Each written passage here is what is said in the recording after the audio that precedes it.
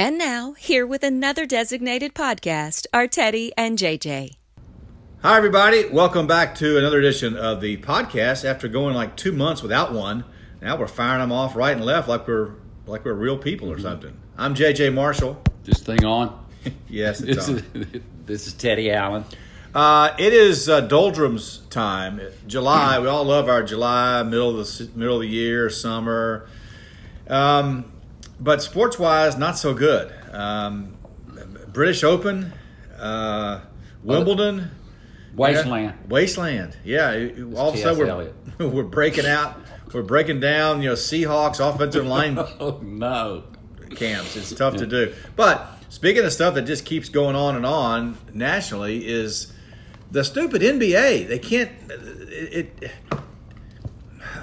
the free agency is taking over. I mean, every 10 stories that the talking heads talk about, it's like 8 of them are NBA related. They're not. It doesn't matter until next June. I'm 0 for 8 at listening to those stories. Well, I but do. They milk it. I know you like your association, and I appreciate that.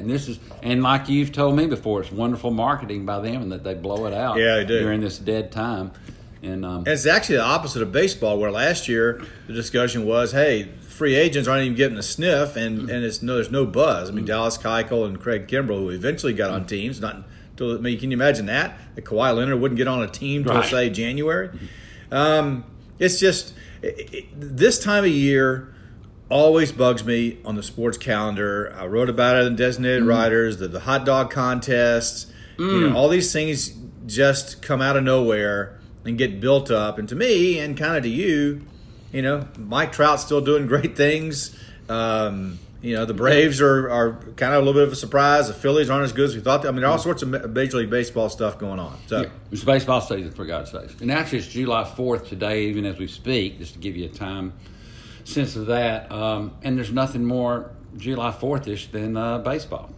Yeah, exactly. And also, they used to have NASCAR at Daytona on July the 4th, and they don't do that anymore. They're about to stop that. So that's another break with tradition. But anyway, I'm just tired of it. I'm just tired of.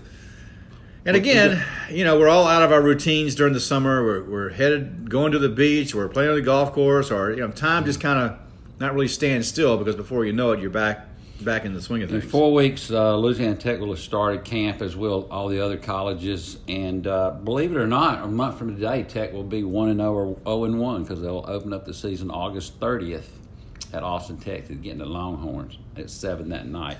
Well, it'll be 2 months from today. 2 months. 1 month they'll start practice. Oh, okay. Practice. Talking about practice. But there's other things happening. You want to hear my list real quick? Hey, and by the way, speaking of the Tech thing, is it surprising to you, the line in that game? Yeah, what was it, 16? 16, yeah, it's kind of I don't know. Texas is thought to be really, really good, but I don't know. I don't know. It's first game of the season, and, who knows? At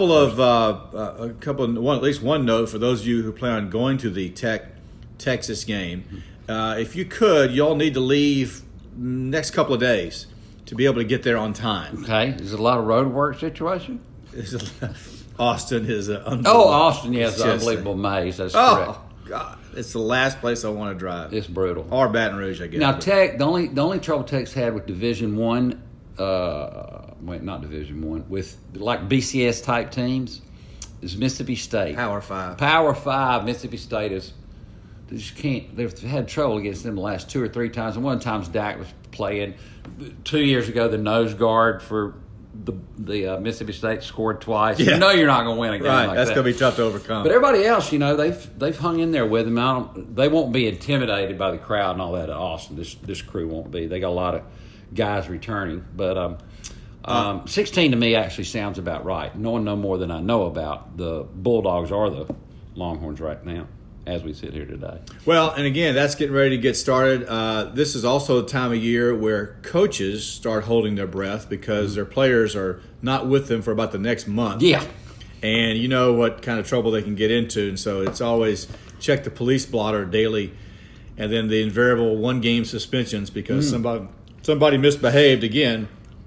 And if you can get through that last month, if you're a college football coach, you get through that last month without having anybody arrested, altering your first or second game plans, that's always a positive. Yeah, Tech's most of their players have just got back for the second 6-week period of the quarter system in the summer, so they're working out pretty hard. The strength and conditioning coach, which they have now, is supposed to be the guy with them all the time. I'm sure an assistant meanders out there occasionally. I haven't seen any of them at Ruston, but I know Kurt Hester, the coach over there, every time I look over there, he's got guys with no shirts on running up and down a hill. Okay, well, not us. Yeah. So that's so beautiful.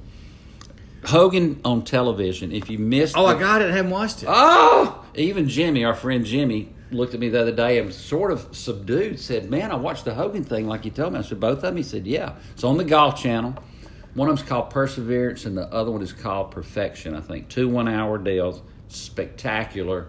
You'll have a whole new sense of how good this guy was, how hard it was to come back from getting hit by a bus. Yeah, and so my main question is, can we change the narrative of Tiger Woods' comeback at the Masters was the greatest comeback in the history of golf? It was laughable before to me, but now once I've watched this again and they recreated the crash and all this, and then told me he was better after the thing. Yeah. It's fascinating. Now, here's what got me intrigued, because I was flipping through the channels one day and saw the end of this, and they said, well, you can see it all. I said, well, I need... And don't give away any plot lines for me. No. But Hogan apparently was hacked off about some major he didn't get credit for. Oh, yeah, he still counts it. Mr. Dan Jenkins used to count. He counted it. And it was during the wartime, and they had the regular guy, but they had to name it something else. Okay. Oh, he was hacked. Okay, then I'm looking forward to hearing about that. Yeah. Okay, so somebody gave him a card to sign one time and had all the major champions on it. Oh, and I saw that. I saw that part. He wrote it in 1952. Don't forget that one. No, he was. I mean, it's a little kid who used to sleep in a sand trap, man, and get up and carry bags the next day. Like a turtle. Okay. He was tough. So watch that. All right. I got it. I do have a DVR. You'll when you go to the beach, what are your must-eat spots at Orange Beach?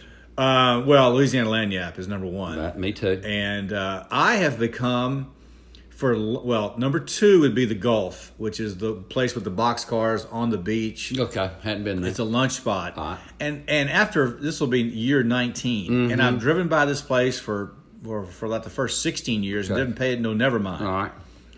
But I've never had better shrimp than they have the shrimp basket. Thank you so much for saying that, because that's what I was going to say. They're unbelievable. It is off of the chain. Everything they've got there is decently priced. It's just you just go in there and hang. It's nothing fancy. And I keep seeing them. I thought, well, they got 4 or 5 of these. It can't be that special.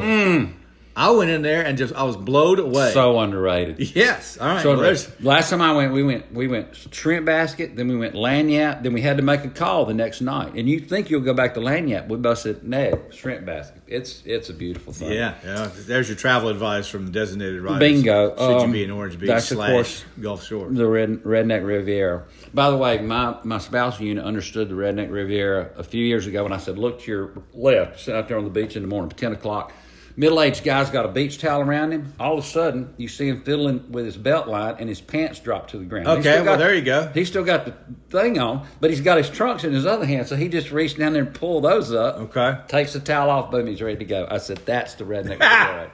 If he would have urinated, it would have been the perfect illustration. With a Confederate flag out there somewhere. Speaking of water, our buddy Jimmy tells me he found out the other day the water table, and then we'll let everybody go. But this is huge information. The water table in our area has risen 1 foot a year for the last 7 years. Okay, again, I'm going to ask you to tell me, how does that affect me? Well, it affects you in that don't water your grass or anything the rest of the summer. If you get a sprinkle hose out there or something, you're just wasting water.